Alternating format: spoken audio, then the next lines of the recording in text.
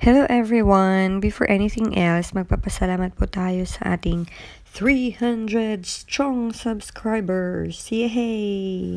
At sa mentor kong si Ate Tess for making this possible. Ay sige na siya grim mind, like every now and then. Sana bukas 500 na, then next week 1K na din.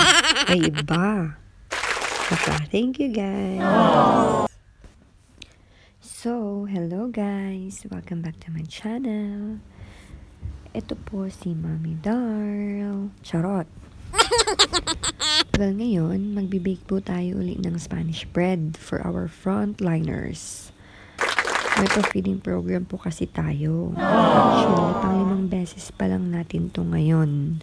Share daw kasi your blessings, ganun. Oh, you're so funny. But, late na ako nakapag-decide na mag-record ng video for the vlog.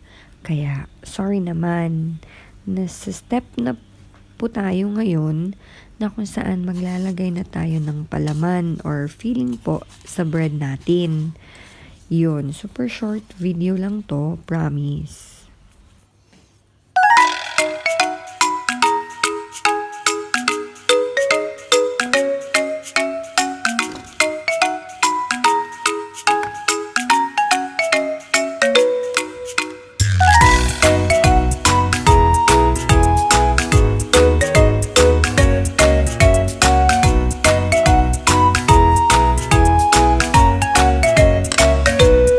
So yun, i-roll na lang natin siya, ganyan. Mas masarap kasi talaga kapag kinamay siya. Charo. Tapos, ano yung ginamit ko na table lang namin. Kasi ang init sa kitchen. So, ang ginawa ko, naglagay lang ako ng cling film sa table namin. Tapos, doon ako nagro-rolyo, naglalaro, ganun. So, tingnan nyo, madami na tayong natapos actually. Di ba?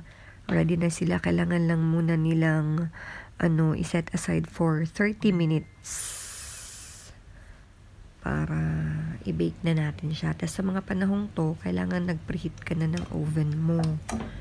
O, starring na naman po yung aking kalderong ancient kawali but tetanus free.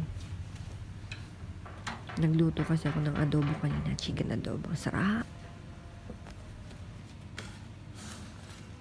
So, ayun. After 30 minutes, i-bake na natin siya.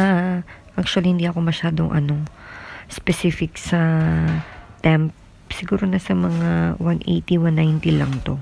Hindi ko kasi alam kung nagana talaga tong namin. So, ayun na, luto na siya. After 15 minutes, may Spanish bread na tayo. Tapos, sasalang na naman natin tong pangalawa. O, diba? Ang bilis lang, ganun lang siya kabilis lutuin o i-bake. May instant bread ka na, di mo na kailangan pumunta ng bakery. Wala din naman kasing bakery dito na parang mga pang Pinoy. Yun. Tapos na po yung ating second batch ng Spanish bread. Ang sarap ng Spanish bread. Natatakam ako.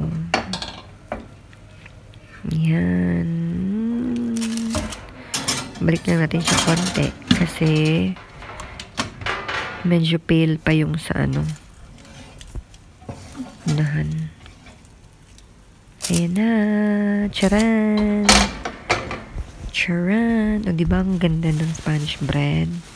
Kaya lang medyo tumubo siya ng bongga.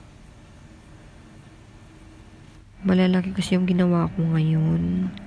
Kasi nahihirapan akong rolyo-rolyo. Sapagkat datapwat ako'y inantok na. Kaya hala, sige, lakihan na lang.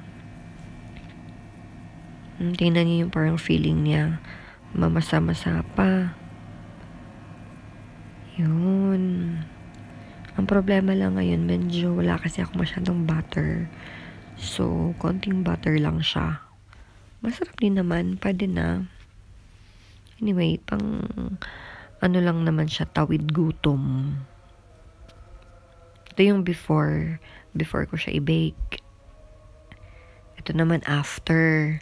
Kung diba, lumobo siya. Ito naman yung laman niya. Tapos na tayo. Kakain na tayo. Ito yung laman niya. Soft yung bread, in fairness.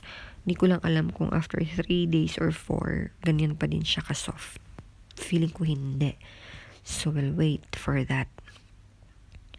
Yun. Ang sarap niya.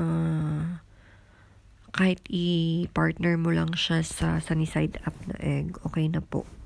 Dito na po nagtatapos ang ating video. Salamat! Next time po ulit. Bye!